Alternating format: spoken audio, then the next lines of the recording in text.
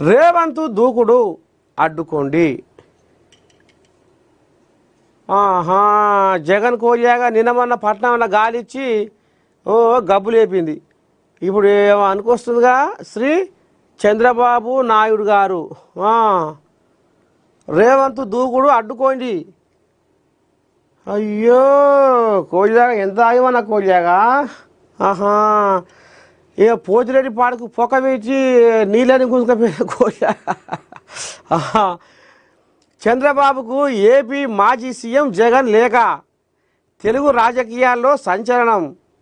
హైదరాబాదు వచ్చి వెళ్ళిన మరుసటి రోజే నిన్న వచ్చాక పట్నంలో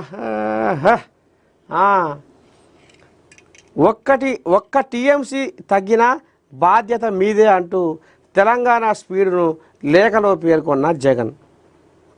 వైఎస్ జగన్మోహన్ రెడ్డి చూపు ఇప్పుడు తెలంగాణపై పడ్డది.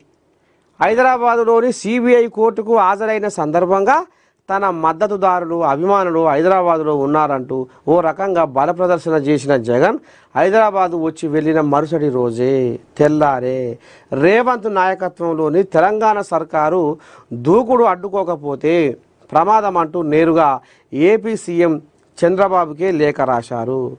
తెలంగాణ ముఖ్యమంత్రి రేవంత్ నాయకత్వంలో పనులన్నీ చక్కబెట్టుకుంటుండగా ఏపీకి నష్టం జరిగే ప్రమాదం కనిపిస్తుందని తెలంగాణ డిమాండ్కు అంగీకరించిన పునర్విభజనను నిరోధించకుండా జరిగే నష్టానికి బాధ్యత వహించాలంటూ లేఖ ద్వారా తెలుగు రాష్ట్రాల రాజకీయాల్లో ఓ కొత్త చర్చకు తెరలేపారు. ఓహో కోలియాగా బాంబు వేల్చిందిగా పట్నంలో అడుగు పెట్టి ఈయన ఎగురుతుండు, ఆ ఎగురును నువ్వు అడ్డుకోవాలి అని ఇక కోలియాగా జగన్ కోలియాగా ఉత్తరం రాసిందట నారాచంద్రయ్యకు. ఇంటూ నావే ఓ నారాచంద్రయ్య అగో గది కథ. కేటీఆర్ అసత్యాలు చెప్పడం మానండి. అడ్డగోలు జీవోలు చెల్లింపులు మా హయాంలో లేవు, పెట్టుబడులు రాకూడదు జరగకూడదు, ఇదే నీ ఆలోచన, ఆధారాలు ఉంటే చెప్పండి, చర్యలు తీసుకుంటాం. మాజీ మంత్రి కేటీఆర్కు మంత్రి శ్రీధర్ బాబు కౌంటర్.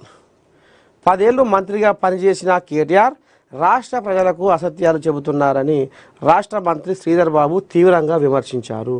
గత ప్రభుత్వం మాదిరిగా తమ ప్రభుత్వం అడ్డగోలుగా జీవోలు చెల్లింపులు చేయడం లేదని, వారి హయాంలో ఏం చేసినా దాని వెనుక ఏదో మతలబు ఉండేదని ఆరోపించారు. సరే, ఈయన కథ ఇట్లా ఉంది. పదవులు అడుక్కుంటే రావు, పోరాడి గుంజుకుంటేనే వస్తాయి. హక్కుల సాధనకు పోరాటం తప్పదు. మత్స్యకారులు రాబోయే కాలంలో ఐక్యంగా ఉండాలి. MP Etela Rajender hot comments. Telugu జాతిలో సాహసం ధైర్యం ఉన్నప్పటికీ వెనుకబడ్డామనే ఆవేదన ఉందని ఎంపీ ఈటెల రాజేందర్ పేర్కొన్నారు. ప్రపంచ మత్స్యకారుల దినోత్సవం సందర్భంగా నాగర్ కర్నూలు జిల్లాలో జరిగిన ఉత్సవాలలో ఎంపీ పాల్గొన్నారు. ముఖ్యంగా మరి ప్రపంచ మత్స్యకారుల దినోత్సవం ఇక నిన్న అంతటా అక్కడక్కడ ఓరలిసుడు పనిపెట్టుకురు. ముఖ్యంగా ఇది గంగపుత్ర, ఈ వృత్తి గంగపుత్రుడిది. అయితే రాను రాను రాను రాను సరే జీవనాధార కోసం కొంతమంది చేసుకున్న ఈ వృత్తి మాత్రం పక్కా గంగపుత్రుడిది. అయితే ఈ గంగపుత్రులు ఇక ఇప్పుడు వాళ్ళకు మోట అయిపోతుంది వృత్తి. ఎట్లా? పల్లెటూళ్ళలో ఉన్నోళ్ళు పట్టణంలో అండబెడుతురు. కొరువు ఏదో ప్రైవేట్ జాబు లేకపోతే వ్యాపారము ఇంకేదో ఇట్లా ఈ వృత్తి దూరం అయిపోతుంది, అంతరించిపోతుంది వృత్తి. అంటే చేపల వర్తులు ఎక్కువ కనపడతలేరు. ఇక వెనుకటి పెద్ద మనుషులే ఆడంగిడంగా తనలాడుతున్నారు. ఇక అలా కొన్ని కోలియాగలకు ఇక ఏజ్ బార్ అయ్యింది, చేతగాక ఇంటికాడనే ఉంటున్నారు. కానీ ఈ ఖర్చు పోరగాళ్ళు ఇక మరి ఈ బుయ్య మోటార్ సప్పుడు పట్నంలో అండబెట్టి ఇక వీటితోటి వాళ్ళు ఇప్పుడు కథ నడిపిస్తారు. అంటే వృత్తి అంతరించిపోతుంది. ఏది? ఈ మత్స్యకారుల వృత్తి అంతరించిపోతుంది. మరి కాపాడుకోవాలి కదా, చేపలు కూడా సమాజానికి అవసరమే కదా.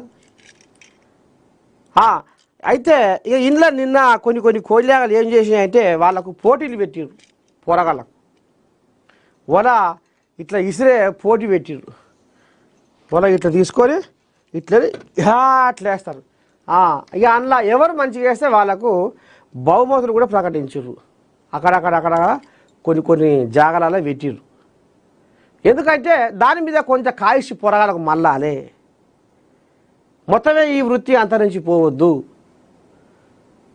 ఇప్పుడే ఇది మరి ఇక కథ అయితే రేపు రాబోయే తరాలకి ఏంది ఏం కథ ఉండాలి కదా చేపలు పట్టే వృత్తి కూడా ఉండాలి కదా అనేది ఇక ఒలగిసిరే ఆ కార్యక్రమాలు పెట్టి ఇంకా వాళ్ళకు షెడ్డో పాటో వాళ్ళకు ఉండగలిగిన బహుమతులు ఇచ్చుకుంటా కొద్దిగా అంతా వాళ్ళకు కాయుషు ఇటు మళ్ళేటట్టుగా నిన్న ప్రపంచ మత్స్యకారుల దినోత్సవం సందర్భంగా కొన్ని కార్యక్రమాలు చేసారు మంచిదే ఇక అందులో ఈటే రాజేందర్ కూడా నాగర్ కర్నూలు పోయిండట సరే సారు మంచిది సంక్షేమ పథకాల జాతర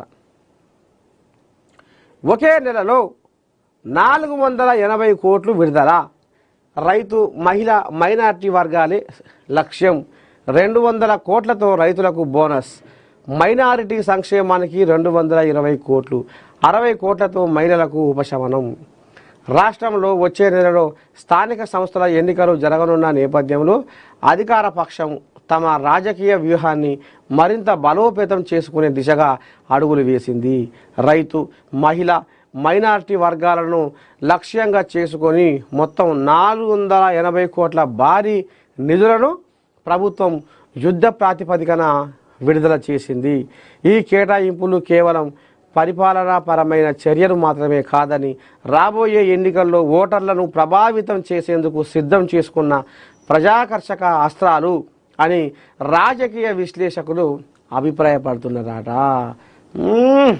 ఇప్పటికే బీఆర్ఎస్ కొల్లాగారు ఇందిరామ సీరియల్ ఇప్పుడే ఇచ్చారు ఇందిరామ సీరియల్ ఇప్పుడు ఓట్ల కోసమే ఇచ్చిరని అవి కూడా దిక్కు బొబ్బలు పెడుతున్నాయి ఇక అందులో కొన్ని సంక్షేమ పథకాల జాతర పెట్టి ఇక మరి రైతులు మహిళలు మైనార్టీలకు మళ్ళీ ఇంకా